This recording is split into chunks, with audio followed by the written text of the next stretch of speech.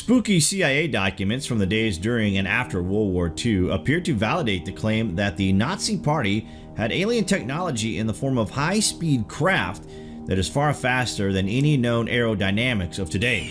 Wait till you hear this. Unsealed documents from the US spy agency reveal intelligence officials probed claims about Adolf Hitler's advanced technology. Nazi flying saucers appear twice in the CIA's trove of documents as part of their investigations into UFOs. CIA spooks mark the information as unevaluated, but the claims made in the files are extraordinary. Modern myths have long been associated with Hitler's secret technology, with outrageous claims going as far to allege the Nazis landed on the moon. Adolf Hitler's crew of astronauts allegedly flew to the orbital body in an exo-atmospheric rocket saucer as early as 1942. Conspiracy theorist Vladimir Trzynski claims to have evidence of the Third Reich's successful trip to the moon. Self-proclaimed as an engineer and physicist, the Bulgarian researcher alleges Hitler's spacemen colonized part of the lunar surface. Files reveal claims the Nazis had a flying saucer that was capable of reaching heights of 12,400 meters in 3 minutes, with speeds of up to 2,500 miles per hour. CIA files compiled interviews with a German engineer named George Klein from between March 11 and May 20, 1952. Declassified files recount his testimony, which was published in newspapers in Greece, Iran, and the Congo. Klein claims the Third Reich actually successfully carried out a test of their flying saucer in Prague on Valentine's Day 1945. The Czech capital was liberated just months later by the Soviet Union's advancing Red Army. CIA files reveal Klein claimed that the aircraft reached an altitude of 12,400 meters within 3 minutes and a speed of 1,370 miles per hour. He claimed the saucer could theoretically reach speeds of 2,500 miles per hour, which is more than 3 times the speed of sound.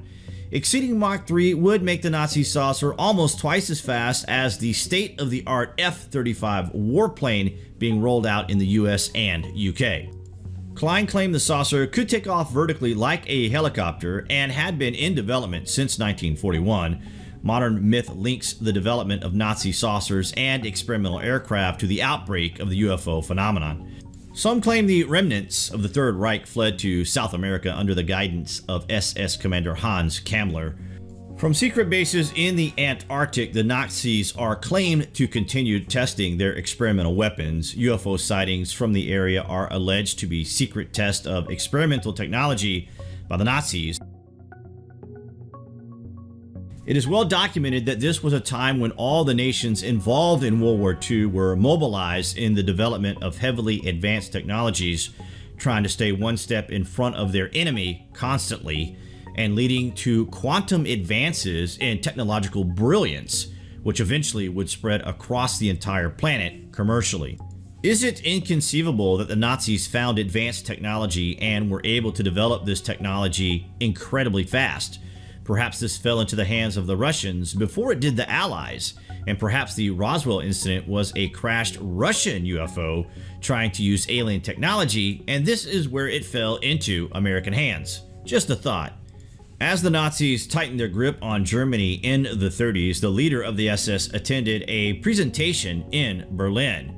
Heinrich Himmler could barely contain his excitement as a young archaeologist spouted an outlandish theory.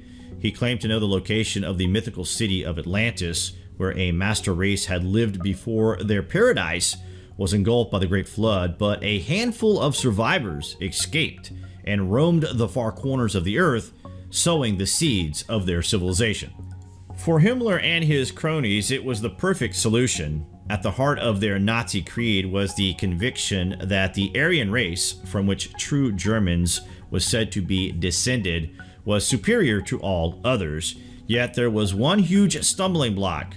No one had ever uncovered any temples, scriptures, or artifacts to prove this ancient civilization existed. But if they found the evidence, the Nazis could establish their own religion to replace Christianity. For the next decade, Himmler led a shadowy project devoted to this bizarre theory, an SS unit called the Ancestral Heritage, comprising archaeologists and scientists, scoured the globe hunting for proof of the lost Aryans of Atlantis. Also driving this secret mission was the lure of securing the greatest prize of all, the Holy Grail. The work only came to light in 1945 when US soldiers uncovered thousands of files in a cave in central Germany. The contents were to shed light on why the Nazis started the Holocaust. He believed the discovery of similar looking symbols in different parts of the world was no coincidence. Linking them was a single race which had lived in Atlantis in the Atlantic Ocean, somewhere between Portugal and Britain. An expedition was ordered to prove that survivors from Atlantis had fled to high parts of the world, determined never again to be caught out by the sea. He was sure descendants were living in Tibet. Sir Richard Evans, a historian at Cambridge University, says, "The Nazis saw world history in terms of a struggle between races and survival of the fittest. They thought all races were inferior to the Aryans." Himmler wanted to press forward with a new religion, including sun worship and old gods. He wanted the SS to become a kind of cult, or Aryan aristocracy. In Tibet, the SS team set about studying the local people. Using a checklist of facial features, they concluded that the Tibetans were descended from the Aryans. When members of the expedition arrived back in Munich a few weeks before the outbreak of war in 1939, they were treated like heroes. Is it possible that during these expeditions the Nazis found high technology that may not have been perceived as technology from the mind of a non-scientific civilization? What's going on, guys? There is so much out there in terms of the ancient past and lost technology. It is almost like there is a struggle on this planet today to find these riches in order to advance civilization forward to a point in history that we were more advanced than we are today. The signs are literally everywhere, staring right at us in the face. Let us know below what you are thinking, and as always, thank you for watching.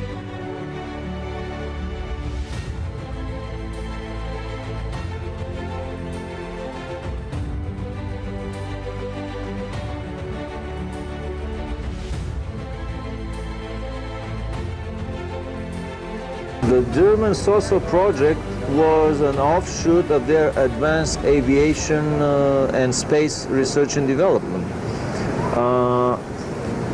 Disbelieving at the beginning the existence of German saucers, I made a thorough search of books on advanced German aerospace technology, and what I discovered was astonishing.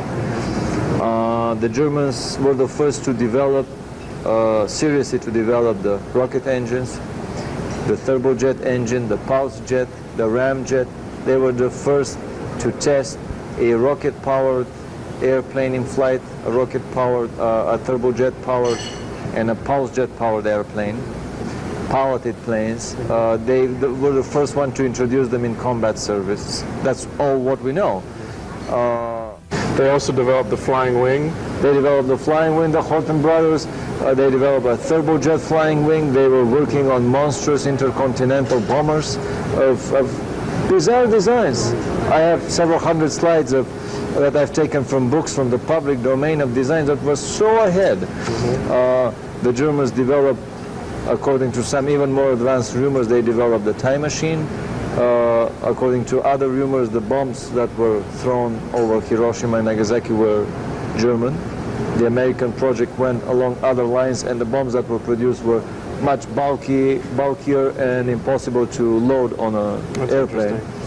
A light-emitting rocket hit the moon in 1938, unmanned rocket. A light-emitting propulsion that I've never heard of, different from anti-gravity, different from rocket propulsion, probably very economic. Free energy, quite because you can't load car batteries to power the laser that would emit the light to take the rocket to the moon, obviously. In '52, German engineers built for Juan Perón a cold fusion electricity producing plant in Argentina.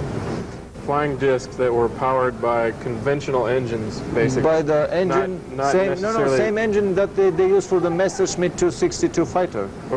Which would be a conventional engine rather than an exotic... No, conventional turbojet engine running on mundane, low-grade aviation kerosene.